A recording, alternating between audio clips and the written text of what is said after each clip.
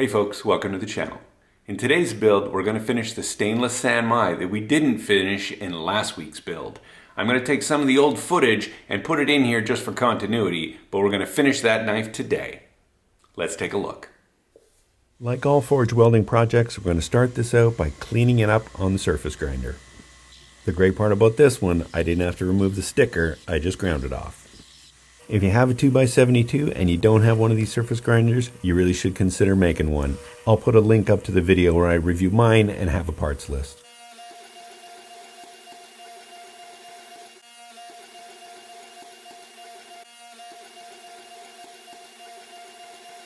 This is a key step in the forging process. You really need to use the aggressive dies every inch or so, and that'll give you your wavy pattern.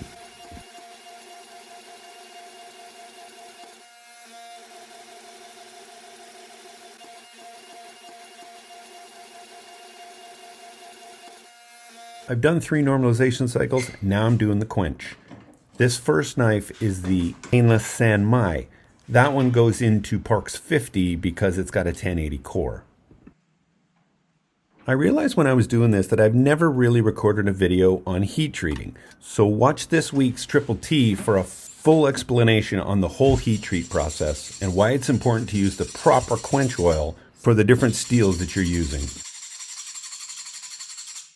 Now I'm moving on to the stainless San Mai, and this is where things start to go south. I don't notice it quite yet, but this one's not going to work out.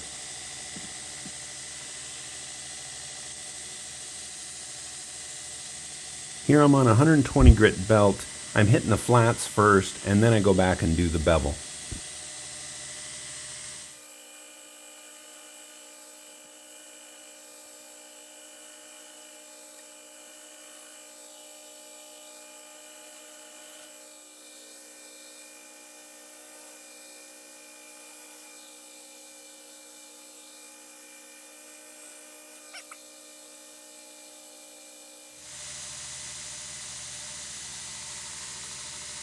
So here's my first problem with the stainless San Mai. I burnt the edge. So I had to make the blade a little thinner, which actually turned out fine. I kind of liked the shape after I fixed it, but keep watching.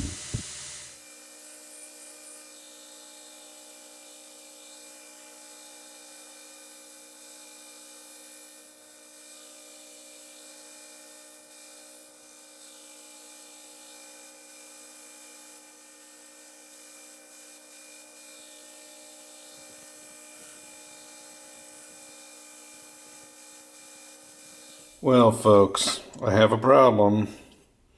I was really loving this knife. This is the San Mai, the stainless San Mai. You can see this is after final grinding. The San Mai came out just beautiful, exactly where I want it. It's a really beautiful grind. I was really happy with it. And then I was just cleaning up the spine right here. Bam! Look at that.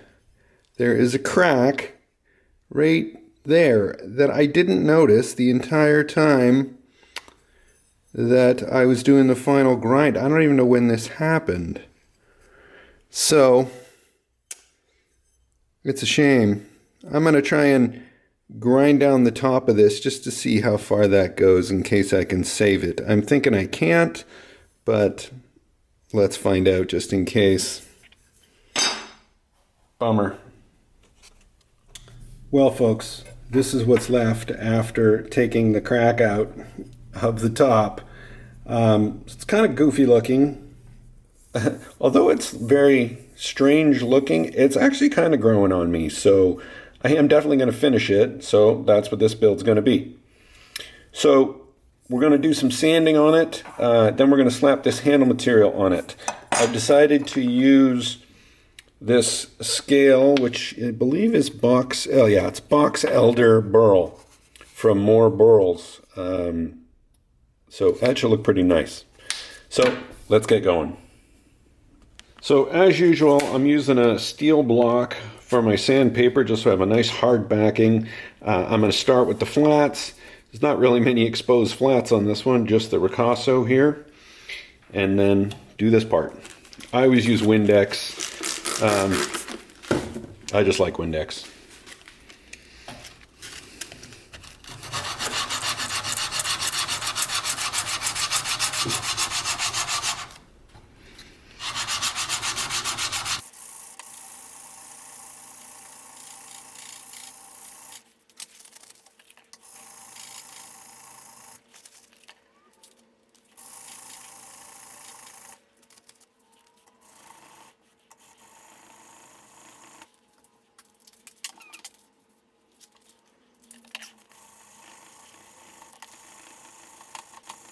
I haven't really talked about it, but one thing I'm starting to do when I'm hand sanding is doing the bevel on a different angle than the flats.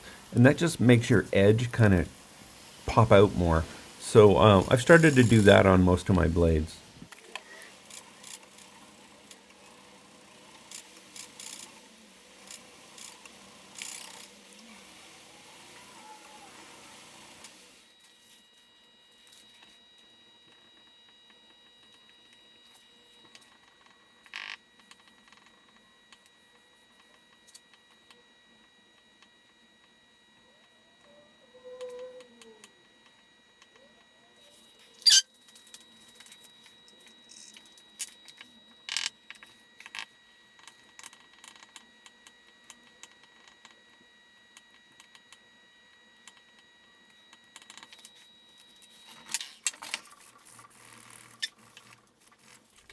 So here goes into the etch. The key with stainless sanmai is don't etch it too long or you'll start to get pitting in the stainless. So we're going to go for about 30 seconds.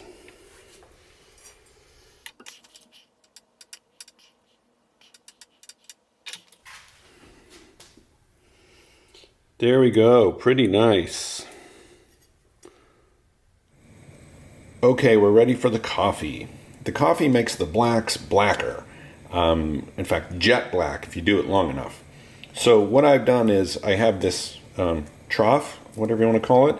I put some instant coffee, buy the cheapest coffee you can find. I put this whole thing in there. I'm heating it. I've actually already heated this and I've already done one round.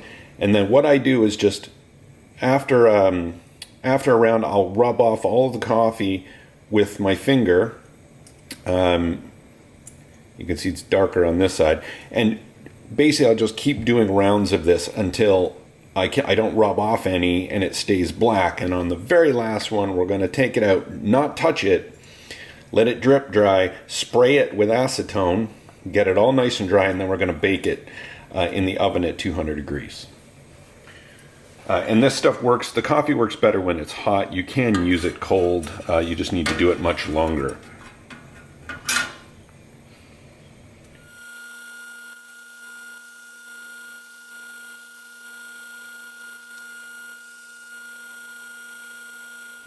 Okay, we're ready to put the handle on this.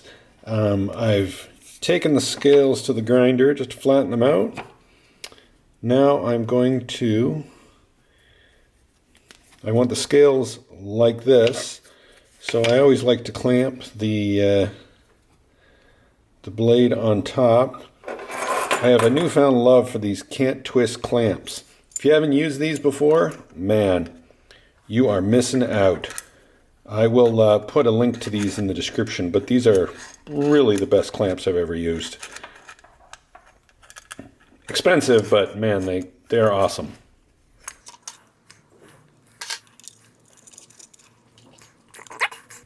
Now I'm going to go drill my pinholes, trace around it, take it to the bandsaw, and let's go.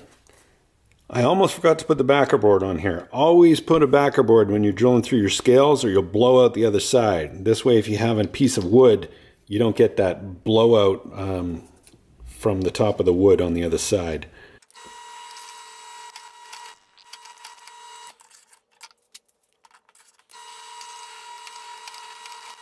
I always like to taper my pins, so I put them in a drill, spin them opposite of where the belt's going, and just put a taper on the front.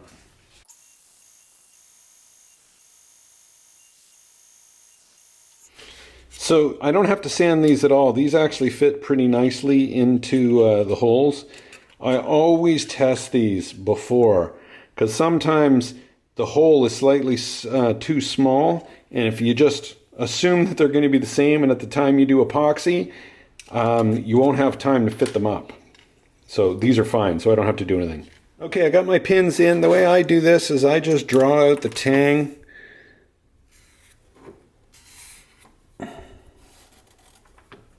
I've already got my pins here, so I know it's not moving.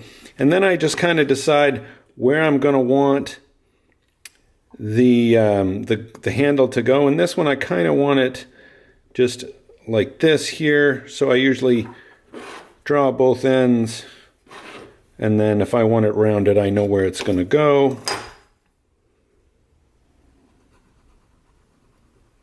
Something like that.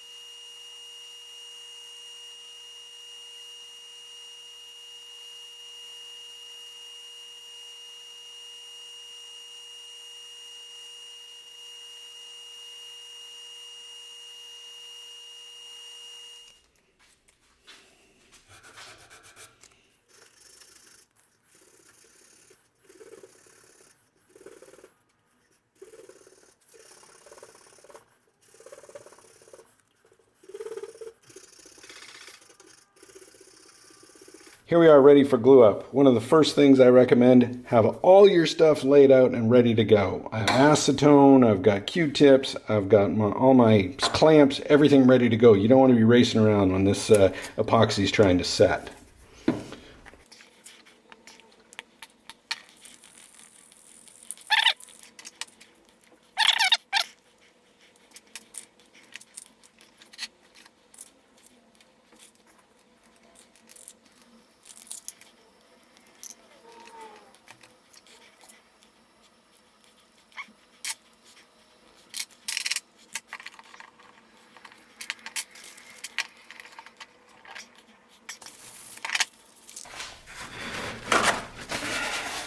And now I like to clean out all the squeeze out, especially in front of the ricasso.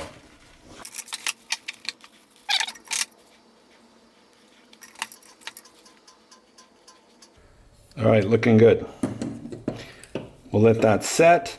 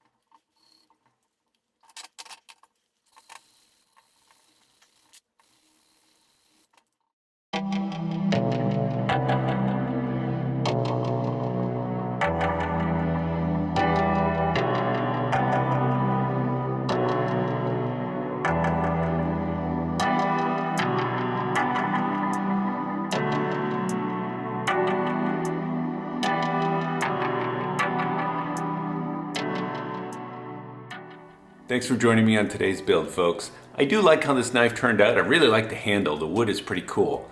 So I hope you like this build. Stay tuned for some more cool builds, and we'll see you on the next one.